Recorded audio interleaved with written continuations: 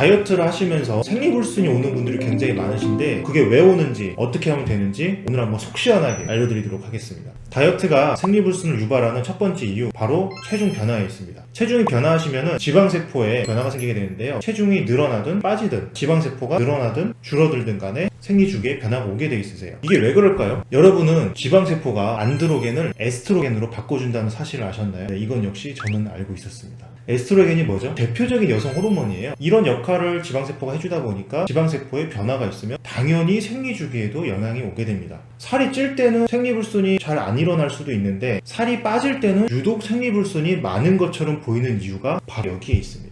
두 번째 원인은요, 다이어트로 인한 스트레스예요. 스트레스와 생리주기에는 굉장히 큰 연관관계가 있고요, 이미 많이 알려져 있습니다. 스트레스는 생리주기에 영향을 미치는 가장 큰 요인 중에 하나고, 다이어트는 스트레스를 일으키는 가장 큰 요인 중에 하나입니다. 그래서 다이어트, 스트레스, 생리불순에 연관관계가 생길 수 있는 것이죠. 세 번째 원인은 다낭성 난소 증후군이에요. 이 질환은 우리나라 여성들 중 10명 중에 1-2명이 있을 정도로 흔한 질환인데요. 가장 흔한 증상 중에 하나가 체중 증가와 생리주기 변화입니다. 문제는 이 다낭성 난소 증후군의 원인이 체중 증가이기도 해요. 또 그 결과가 체중 증가이기도 하고, 체중 증가가 돼서 다낭성 난소 증후군이 생겼는데 또 다낭성 난소 증후군으로 또 체중 증가가 생기고, 이런 식의 무한 반복이 생길 수도 있습니다. 생리불순, 체중 증가, 거기 생리통까지 같이 왔다면 산부인과에 레원하셔서 꼭 진료를 받아보시길 권해드립니다. 그럼 이렇게 생리불순이 오면 어떻게 해야 될까요? 첫 번째, 다이어트를 멈추면 됩니다. 다이어트를 멈춰서 지방세포의 변화가 없어지면 대부분은 생리불순이 없어지게 되고요.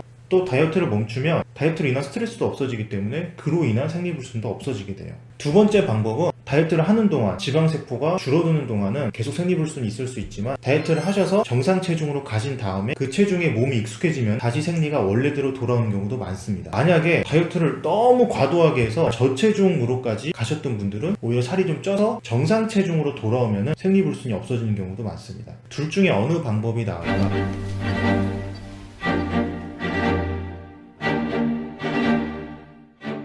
당연히 생리불순이 지금 너무 힘들고 괴로워서 걱정이 되시는 분들은 산부인과 진료를 받으시면서 일단은 다이어트를 중단하시는 방법을 택하시는 것도 도움이 되시고요. 견딜 수 있을 것 같다, 특별한 부인과 질환이 없는 것 같다 하시는 분들은 다이어트를 지속을 하셔서 정상 체중에 도달을 하신 다음에 어느 정도 일정 시간을, 몸이 익숙해질 시간을 주시면 대부분은 생리가 정상으로 돌아오게 됩니다.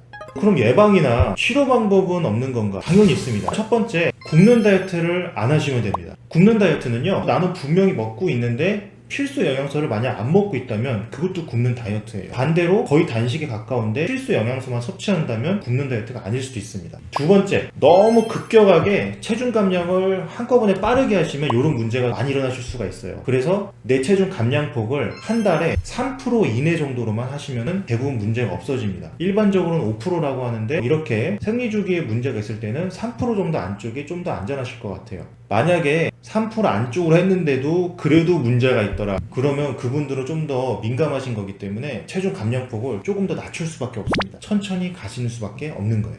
세 번째, 배는 항상 따뜻하게 해주시고 운동과 건강에 좋은 것들을 다이어트와 함께 병행해 주시는 게 생리불순을 막거나 치료하는 데 굉장히 큰 도움이 되세요. 생리주기라는 것이 우리 몸 상태 전체와 굉장히 밀접한 관련이 있기 때문에 다이어트 하나로만 결정되지 않고요, 몸 상태가 좋아지다 보면 다이어트를 하더라도 생리불순이 전혀 안 올 수도 있습니다. 반대로 생리불순이 왔다는 것은 내 몸이 건강하지 않다는 증거일 수도 있기 때문에 다이어트를 하시면서 꼭 적절한 운동과 휴식을 병행하셔서 내 몸 상태를 잘 체크해 주시고 건강을 유지하시면 생리불순이 오지 않거나 치료될 수도 있습니다. 오늘의 세 줄 요약. 첫 번째, 다이어트는 생리불순을 유발할 수 있다. 두 번째, 다이어트를 끝내서 정상 체중으로 돌아온 다음에 일정 시간이 지나면 생리불순이 저절로 없어질 가능성이 높다. 세 번째, 다이어트 생리불순을 막거나 예방하려면 천천히 빼면서 건강관리를 해주는 것이 좋다. 이상 여러분의 다이어트 가이드, 살 빼주는 남자, 살빼남이었습니다. 감사합니다.